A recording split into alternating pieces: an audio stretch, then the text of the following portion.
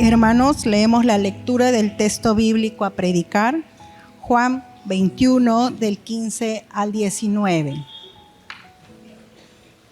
Cuando hubieron comido, Jesús dijo a Simón, Pedro, Simón, hijo de Jonás, ¿me amas más que estos? Le respondió, sí, Señor, tú sabes que te amo.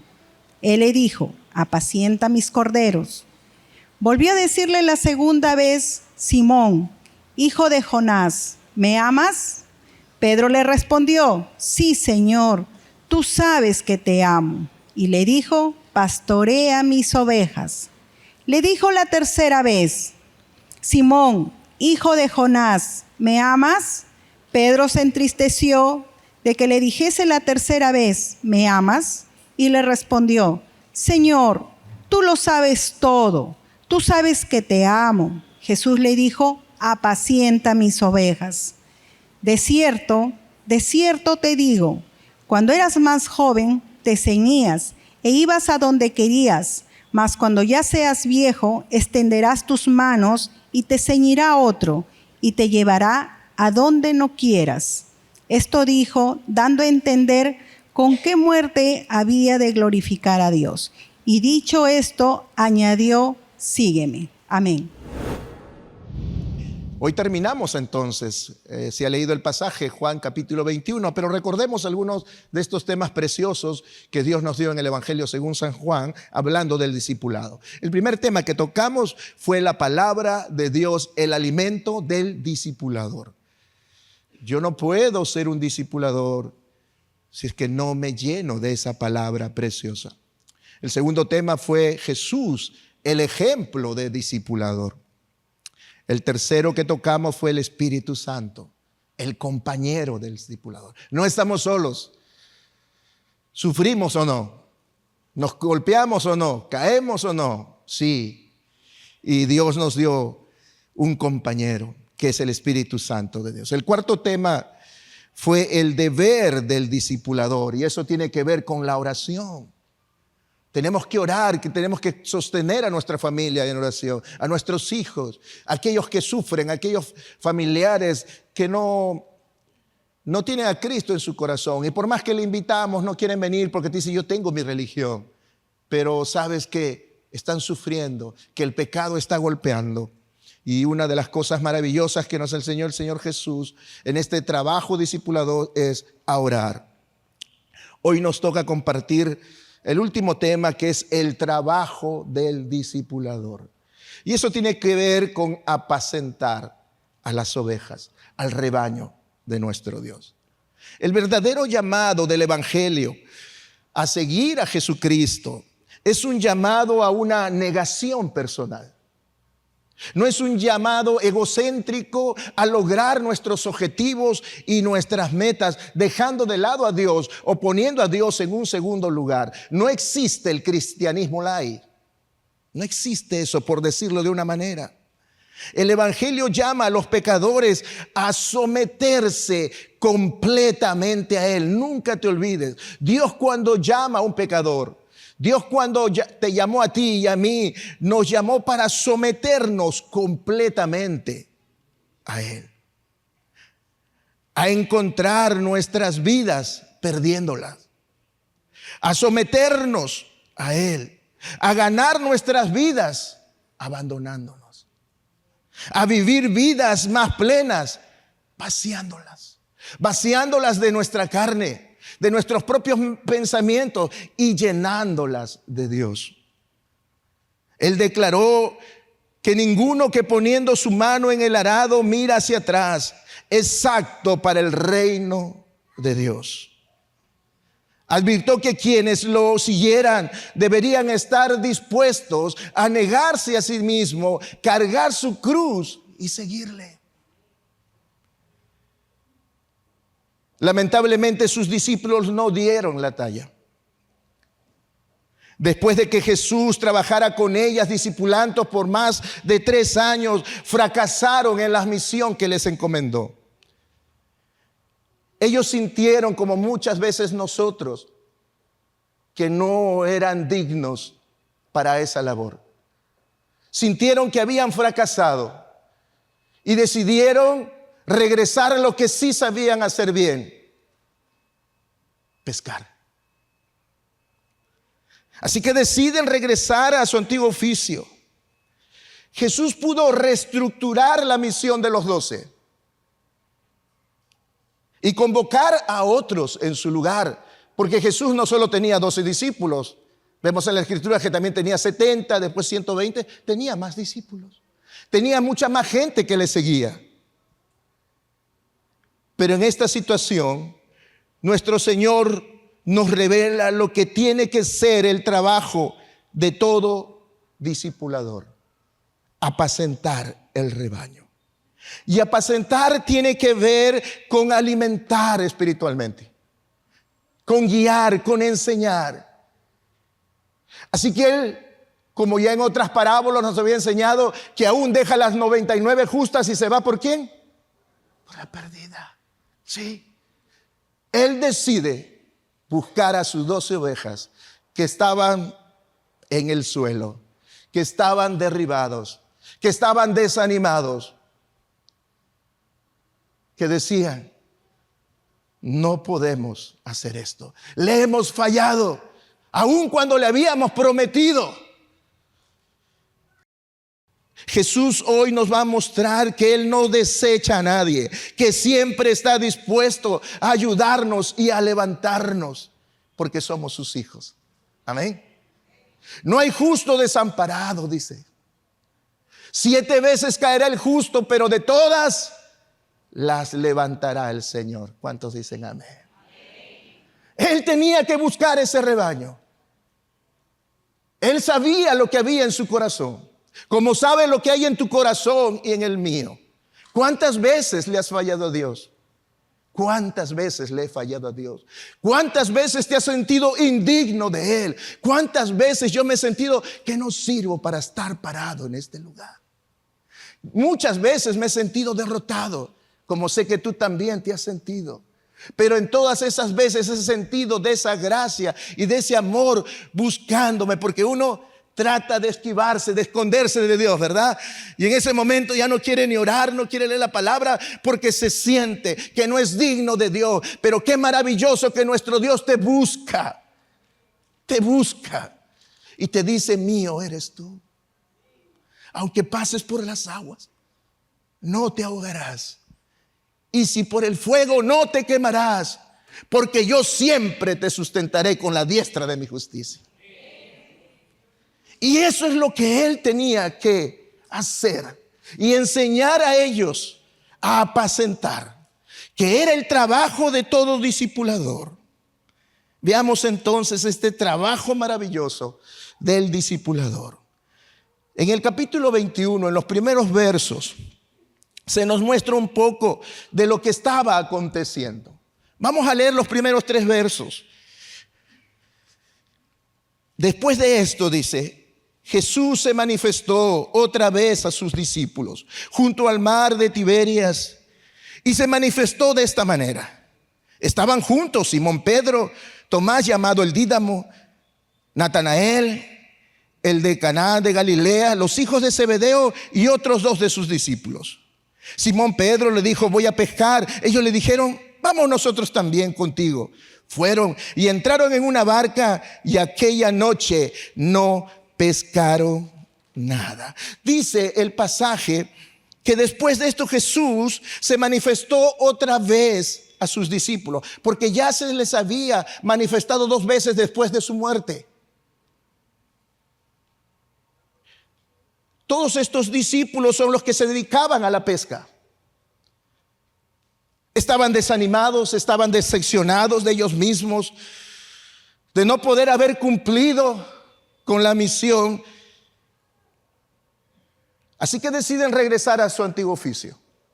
Y están estos 7 discípulos, y Pedro, el líder: me voy a pescar. Y el resto dijeron: nosotros también. Es triste esto, ya que el Señor les había dicho en Mateo 28, capítulo 16, que vayan a Galilea, al monte donde Jesús les había ordenado, y ahí que esperaran, porque les iba a dar la gran comisión. Iban a entender todo lo que iba a acontecer más adelante. Ahí iban a recibir instrucciones, pero de alguna manera predecible, decepcionante e impulsiva como era Pedro, decide regresar a su antiguo oficio. Pero, ¿por qué Pedro hace eso? ¿Acaso no había visto a Cristo resucitado? ¿Acaso no le había visto que se había cumplido lo que Dios había prometido? ¿Se acuerda cuando llega a la tumba y solo encuentra los lienzos? Y se va triste, pero después se le aparece a todos. Y aún uno, el más incrédulo, le toca, porque había dicho, aún si te tocara, aún si le tocara y pudiera mis dedos en la llaga, no creeré. ¿Por qué Pedro hace eso? ¿Por qué decide volver a su antiguo oficio? Creo que la respuesta es bastante simple. Pedro no tenía la confianza en sí mismo. Él era un fracaso comprobado. En un minuto podía estar sirviendo a Dios y en otro podía ser un instrumento del enemigo. Pedro podía decir, yo te voy a seguir hasta la muerte. Y en un instante lo estaba negando 3 veces. En personas irrelevantes. Y en la noche y en plena oscuridad. Él se había jactado de su fortaleza. Subestimó el poder de la tentación. Que podía enfrentar cualquier cosa y estar firme, leal a su maestro. Esa jactancia necia lo llevó a una negación terrible. Después de todo ello vemos que esa falta de confianza en sí mismo hizo que él se sintiera inapto para la tarea que Dios le había encomendado. Ser la cabeza, el líder de un grupo que iba a compartir el mensaje a todas las naciones. Así que Pedro ahí está diciendo, no sé hacer esto, pero hay algo que sí sé hacer y es pescar. Así que me voy a pescar. Pero si has notado el verso 3 termina y no pescaron. Yo me imagino a Pedro, ahora ni para esto sirvo. Sabiendo el carácter temperamental de Pedro, renegando y ahí gritando a los otros 7. Dice la palabra, cuando ya había amanecido se presentó Jesús en la playa. Mas los discípulos no sabían que era Jesús. Y les dijo, hijitos, ¿tenéis algo que comer? Le respondieron ellos, ni para nosotros tenemos, ¿no? Yo me imagino que ese no dicen, no. Vienes a hacer burla de nosotros del árbol caído todavía y tienes algo que comer. Cuando Jesús le pregunta a Pedro, no tienes ningún pez para comer. Jesús le estaba haciendo recordar esa primera experiencia con él. ¿Se acuerdan? Cuando tampoco pasó toda la noche y no pescó nada. Y él se sube a la barca y le dice, vamos a echar las redes. Señor, discúlpame. Esto yo lo sé. No he pescado nada. No es tiempo de pesca. Y vamos. Y le hace tirar las redes al lado derecho, ¿verdad? Y la pesca fue abundante. Ahí Pedro, ¿te acuerdas la historia? Se postra y le dice, apártate, porque soy hombre. Ahora nuevamente Dios está buscando a ese hombre pecador. Y Pedro se da cuenta que ya no puede pescar. ¿Por qué? Porque Dios lo había hecho ¿qué? Pescador de hombres. Verso 6 en adelante, él le dijo, echa la red a la derecha de la barca y hallaréis. Entonces la echaron y ya no podían sacar por la gran cantidad de peces. Entonces aquel discípulo a quien Jesús amaba dijo a Pedro, es el Señor. Simón Pedro, cuando oyó que era el Señor, se ciñó la ropa porque se había despojado de ella y se echó al mar. Y los otros discípulos vinieron con la barca arrastrando la red de peces, pues no distaba de tierra sino como a 200 codos. Al descender vieron las brasas puestas y un pez encima de ella y pan. Pedro se lanza porque se da cuenta que era el maestro que nuevamente había venido a buscarlo. Se olvidó que la barca se estaba hundiendo, se olvidó que tenía que ayudar a los que estaban ahí. Él se tiró y se vino. Y cuando llega a la orilla, él esperaba que Jesús le hiciera varias preguntas, ¿verdad? Que Jesús le reprochara, que Jesús le recriminara, que le dijera: no entiendes por qué te decía que ores y velaras y te quedabas dormido, y le podía decir muchas cosas de las que no hizo, y por eso que se sentía así. Pero ¿qué hizo Jesús? Estaba con las brasas, con el pan, el desayuno listo. Yo me imagino la cara de Pedro, lelo, paralizado, con un pez ahí en la brasa, y diciéndole a Jesús: ¿qué haces parado? Anda a traer más peces porque no va a alcanzar para todos. Y ahí recién se reincorpora Pedro y va, dice, a ayudar y a traer los peces, porque había sido una gran bendición. Es algo sorprendente, porque aquí Jesús va a enseñar a Pedro y a los 12 el poder de la restauración y de lo que todo discipulador tiene que hacer. Tiene que amar.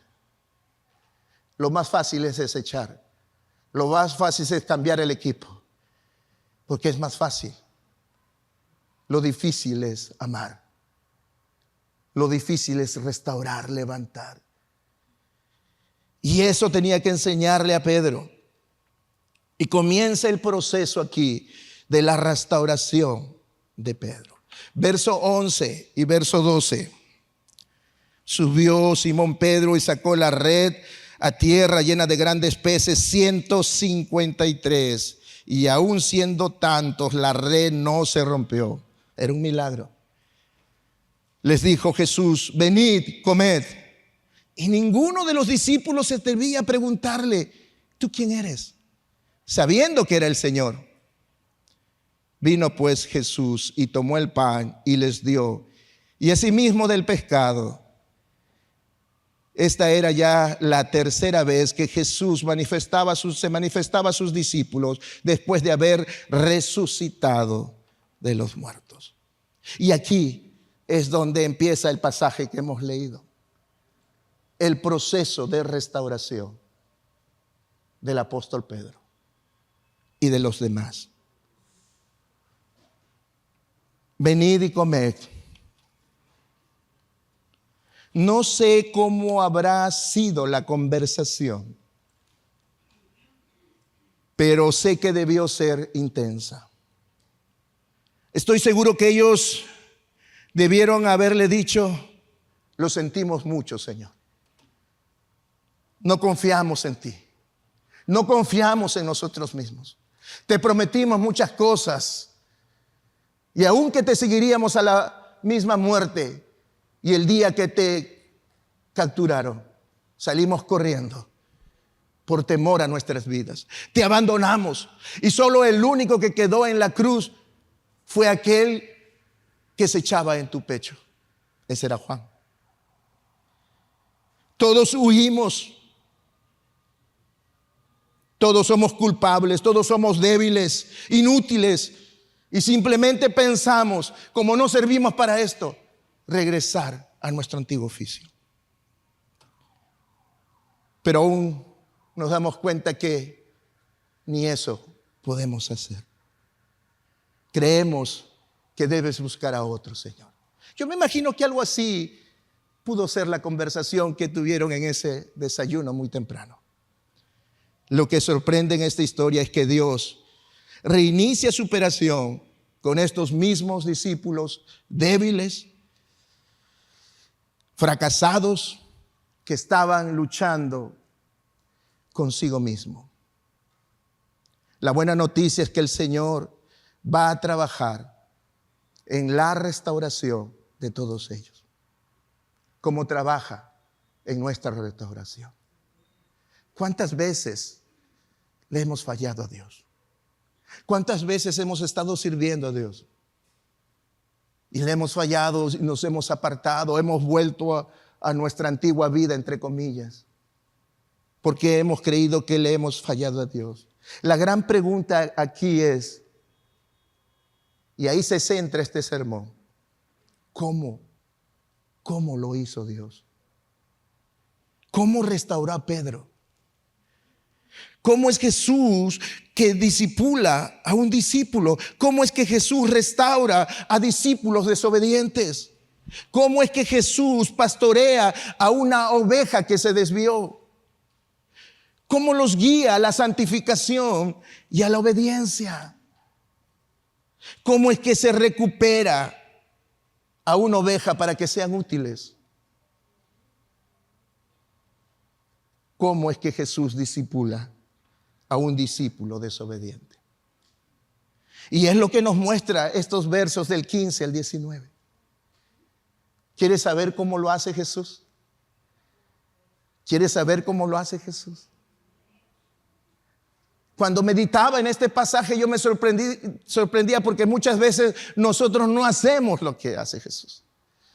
Nosotros damos una oportunidad, nos acercamos a ese hermano que ha fallado y le damos 1, 2, 3 y a la tercera ya son 3 y lo dejamos, lo abandonamos. Pero el Señor no hace eso. Y lo que sorprende es la manera, el método que usó. Y el método que usó el Señor Jesús aquí para restaurar a Pedro y a los demás discípulos es simplemente hacerle una pregunta 3 veces. Ese fue su método. 3 veces le pregunta, ¿qué? ¿Me amas, Simón Pedro, hijo de Jonás? ¿Me amas? 3 veces le preguntó. Después de esas 3 veces le dice, ¿estás restaurado? De vuelta al ministerio, apacienta mis ovejas. De vuelta al ministerio, pastorea mis ovejas. ¿Qué? ¿Cómo puede ser eso? Y es de lo que tenemos que hablar. Ellos tenían que aprender que su santificación estaba directamente relacionada con el conocimiento de Cristo. La palabra dice, la palabra more en ti abundantemente. La Escritura dice, y ellos lo sabían completamente, el primer y más grande mandamiento: ama a Jehová tu Dios con todo tu corazón. El Señor sabía que para poder restaurar a Pedro tenía que confrontarlo con lo que había en su corazón. Porque del corazón emana ¿qué? Todo lo malo. A veces nosotros tratamos de corregir las cosas externas. Deja esto y anda para acá. No te pierdas ninguna clase bíblica, creyendo que eso va a restaurar el corazón de un hombre que ha fallado. Y lo primero que tenemos que entender es que Dios, para restaurar, comienza a confrontarnos y a mirar nuestro corazón. Y le dice, Pedro, ¿me amas? Es decir, Pedro, ¿has visto lo suficiente como para amarme? ¿Has oído lo suficiente de mí como para amarme? Y sí lo había visto y lo había oído. Porque la santificación, hemos dicho, es conocer más de Cristo. Un cristiano que falla constantemente es porque no está dedicando tiempo a conocer de Cristo. ¿Cómo conocemos de Cristo? ¿Escudriñando la palabra de Dios o no? No voy a conocer a Cristo viniendo simplemente los domingos, sin leer la palabra de Dios, sin inscribirme en los cursos bíblicos que se dan. Y ellos, lo que sí habían escuchado es mucha palabra de Dios. Habían visto mucho del obrar de Dios en su vida. Ellos se dan cuenta que el mandamiento más grande era amar a Jesucristo con todo su. Y Jesús, para restaurar, tenía que saber qué es lo que había en su corazón. No lo que habían hecho. A Dios no le importa lo que tú hayas hecho. A Dios le importa lo que hay en tu corazón. ¿Te das cuenta en la cruz? Dos pecadores, una a la derecha y otro a su izquierda, habían cometido cosas terribles, por eso que estaban siendo crucificados. Así que Dios dijo, se van al infierno porque se lo merece. No, dijo así. Habían hecho cosas terribles, pero a Dios le importa lo que hay en su corazón. Y uno le dijo que, acuérdate de mí cuando estés en tu reino. ¿Y qué le dijo el Señor? No, pecadorzazo toda tu vida, mira lo que has hecho y acuérdate, claro, porque te estás muriendo. Él vio el corazón, no vio los actos. ¿Me estás entendiendo? No vio todo lo que había hecho. Jesús sabía todo lo que Pedro y sus discípulos habían hecho. Terrible, sí. Pero él estaba viendo en su corazón. Por eso que 1 Corintios 16, 22 dice que el que no ama al Señor Jesucristo sea anatema. El que no ama al Señor Jesucristo sea maldito. Lo que Jesús tiene que hacerle entender a Pedro y a mostrarle lo que realmente había en su corazón, no lo que había hecho.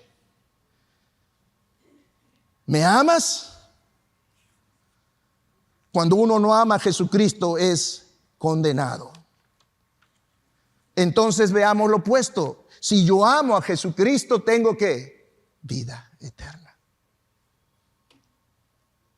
Entonces el motivo de nuestra santificación, el motivo para nuestra obediencia, el motivo para nuestro servicio es responder a esta pregunta del Señor. ¿Me amas?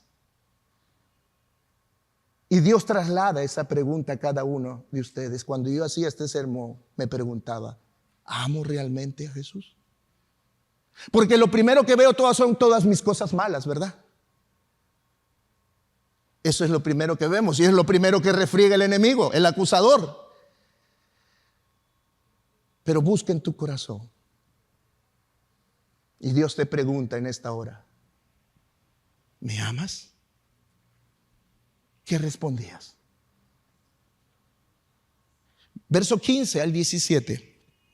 Simón, hijo de Jonás, ¿me amas? Y ahí empieza el proceso de restauración de Pedro.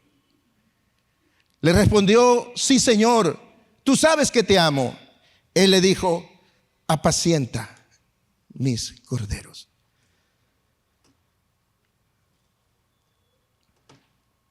Pero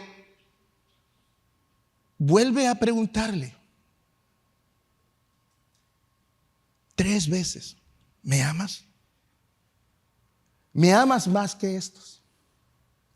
Y le estaba diciendo, ¿me amas no más que los otros discípulos, sino me amas más que la barca a la que has regresado? ¿Me amas más que las redes? ¿Me amas más que todo en la vida? Ya hemos visto en anterioridad a Mateo 10:37 que el Señor nos decía, el que ama a padre o madre más que a mí, no es digno de mí. El Señor estaba preguntando a Pedro si lo amaba lo suficiente como para negarse a sí mismo.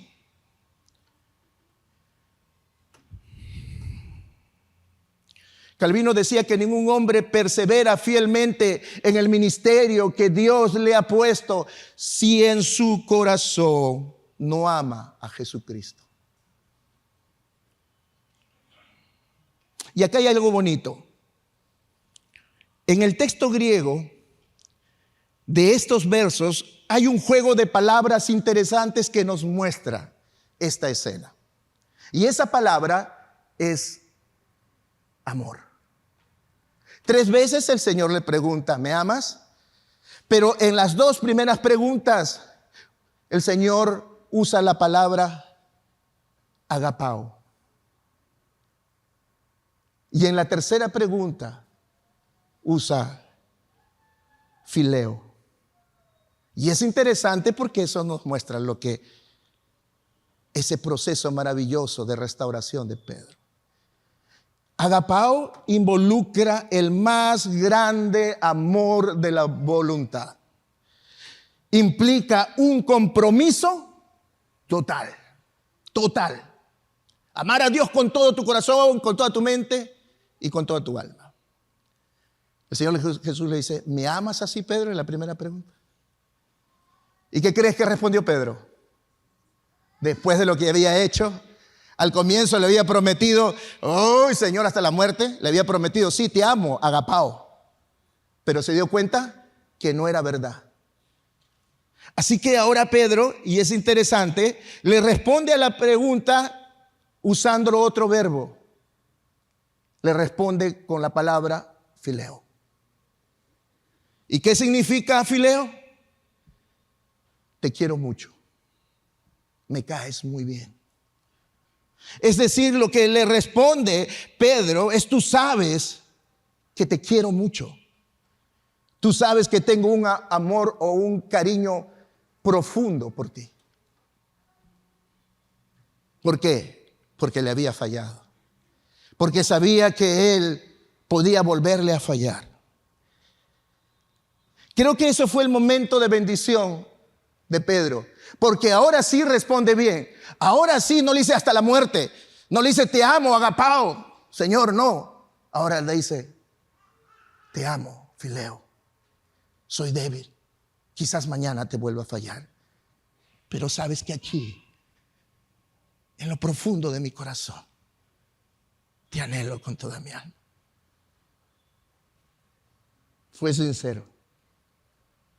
Y por eso que el Señor inmediatamente, sabiendo lo que había en su corazón, le dice apacienta a mis corderos. Jesús mira nuestro corazón.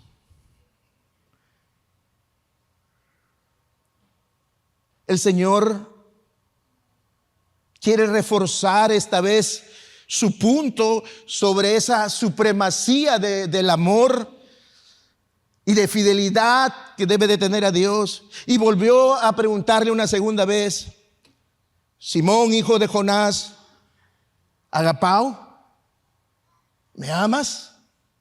¿Así? Y una vez más Pedro no estuvo dispuesto a usar esa palabra agapao. Nuevamente le responde con la palabra fileo, siendo consciente de su situación actual.